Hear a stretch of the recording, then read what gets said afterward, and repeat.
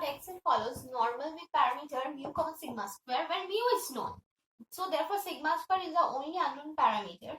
Then s square equals to 1 by n minus 1 summation xi minus x bar whole square, that is sample variance, is sufficient for sigma square. Is sufficient for sigma square. Now how will this happen? We will see this. So before coming to find the procedure to find a sufficient statistic, I will try to explain you one thing, like make you realize one thing, that if we use a definition of sufficient statistic to find a sufficient statistic from a given population, then what you can you imagine? We have to think of one statistic at first. Then we have to check whether the conditional probability of the sample observations given that statistic is independent of theta or not. So if it's not, then we have to think of any other statistic. Like this is a very lengthy process, a time consuming process. So write it down. Remark: if we use the definition of sufficiency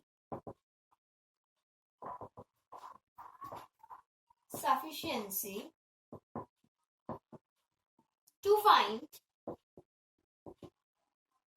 a sufficient statistic,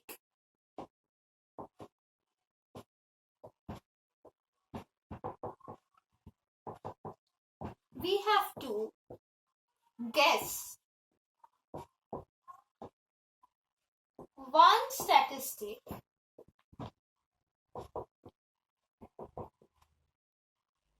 prior. Meaning before doing any kind of mathematical calculation, we have to first guess one statistic and then check if the conditional distribution is the conditional distribution of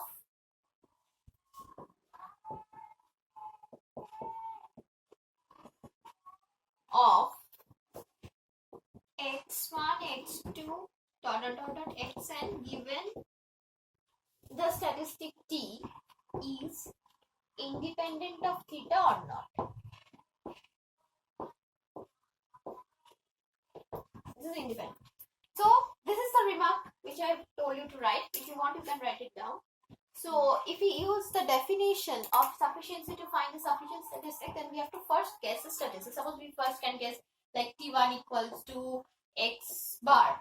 We will check if the condition of the sufficiency, this condition is satisfied, then we will say directly that this is a sufficient statistic. But if it's not, then we have to think of any other sufficient statistic like x tilde or like pi xi, like this. We have to think of many more sufficient statistics.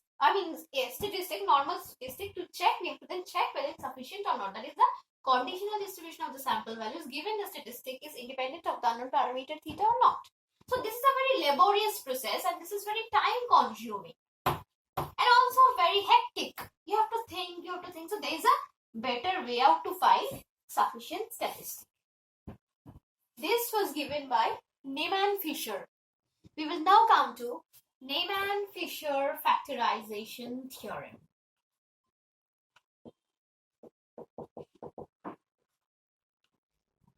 Factorization theorem.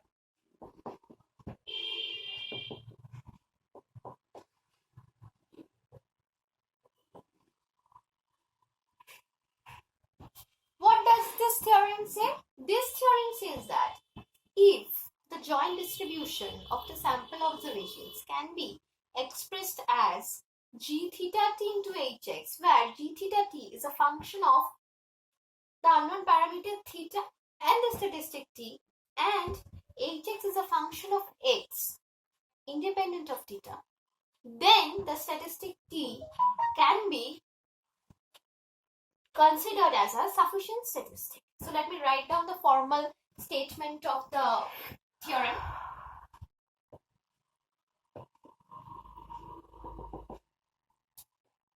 Let us consider a family family. P equals to f theta theta belonging to omega. Let x1, x2, dot dot xn be a random sample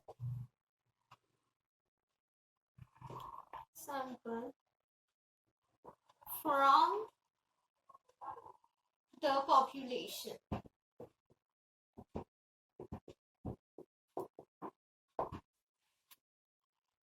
A statistic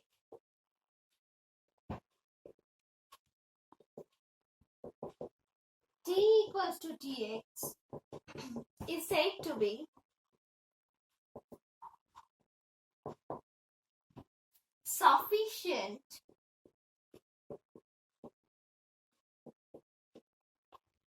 for the parameter theta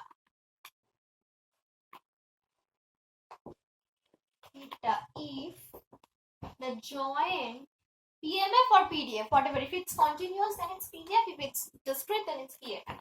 If the joint PMF or PDF can be expressed as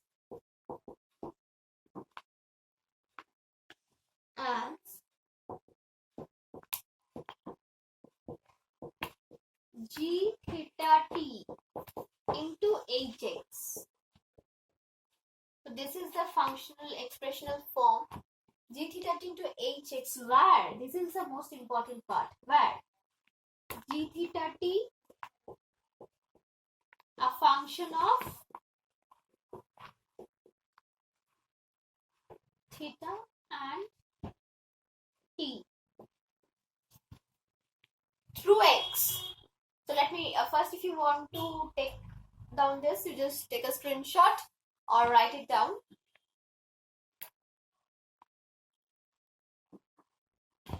I hope you're done. So let me rub the upper part, like I'm rubbing from this part. So f theta x equals to g theta t into hx, where g theta is a function of theta and t, and hx is a function of x independent of theta. This is very important. Is a function of x independent of theta. It has to be, if there is some kind of theta attached with hx, then it will not happen. Hx is a function of x independent of theta or the unknown parameter. So this is how we should, if we can express our joint PMF or PDF in this form, then we can say the statistic is sufficient. Now let me tell you one thing. There's a if and only if. That means we can say that t equals to tx is a sufficient statistic for theta if this is true. Again, if t is a sufficient statistic, then also this will be true. So this is if and only, necessary and sufficient part. This is a necessary and sufficient condition. This part you have to keep in mind. This is a necessary and sufficient condition. If and only if. If one happens, the other has to happen. If the other happens, another has to happen. I mean, if this is true, then this will be true. T will be a sufficient statistic. And if T is a sufficient statistic, then this will be true. And that means the joint PMF or PDF can be expressed in this way. So this is the essence of Neumann's factorization theorem or Neumann-Fisher factorization theorems. This is a very, very important and very useful tool in finding sufficient statistic. So let us go through some examples. So it will be more easy to understand.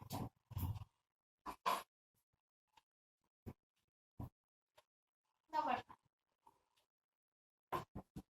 Let x1, x2, xn be a random sample. I'm writing in abbreviation RS, random sample from Poisson with parameter lambda. find a sufficient statistic for lambda.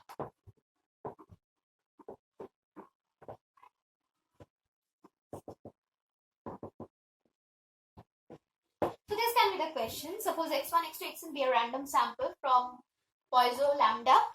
Find a sufficient statistic for lambda. So how will we solve? We will imply Neyman-Fisher's factorization theorem in this case.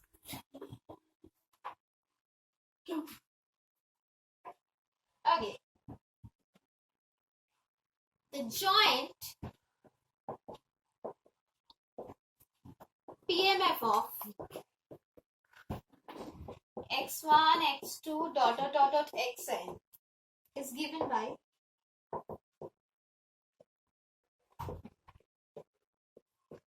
f theta x equals to pi I from 1 to n e to the power minus lambda to the power xi divided by xi factorial. So in general, the PDF of Poisson distribution is what? E to the power minus lambda to the power x by x factorial. Now for n observations, we will do what? Pi I from 1 to n, money we are multiplying. Pi I from 1 to n e to the power minus lambda to the power xi divided by xi factorial. So now if we perform the operations, mathematical operations here, so it will be e to the power minus n lambda to the power summation xi divided by pi I from 1 to n xi factorial, because e to the power minus lambda is being multiplied n times. That is e to the power minus lambda, e to the power minus lambda, e to the power minus lambda, dot e to the power minus lambda. This is continuing till n. So it will be e to the power minus n lambda because the powers get added. And here it will be also lambda to the power summation xi. And what? The denominator will be what? Pi I from 1 xi factorial. Now, can you see if this is expressed in form of g theta t and hx? Definitely. This is expressed in the form g lambda t into hx. Now, which one is which part? Here, hx is what? Hx is equals to 1 by pi I from 1 to n xi factorial, and g theta t equals to e to the power minus n lambda into lambda to the power summation xi. So we can find from here, so our sufficient statistic is t equals to summation xi. So t equals to summation xi is our sufficient statistic. Sufficient.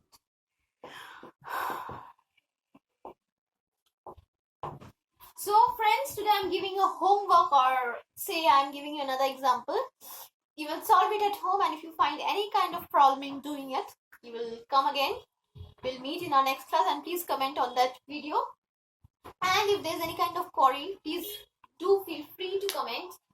And if you want the proof of Neyman-Fisher's factorization theorem, then that also please comment on the comment box. So I will come with the proof on the next day.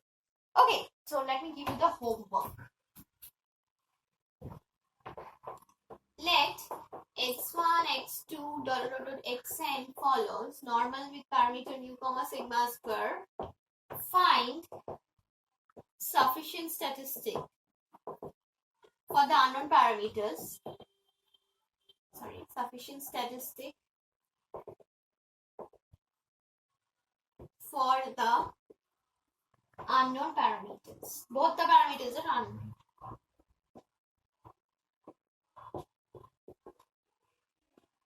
So just take a screenshot, or if you want to write it down, write it down.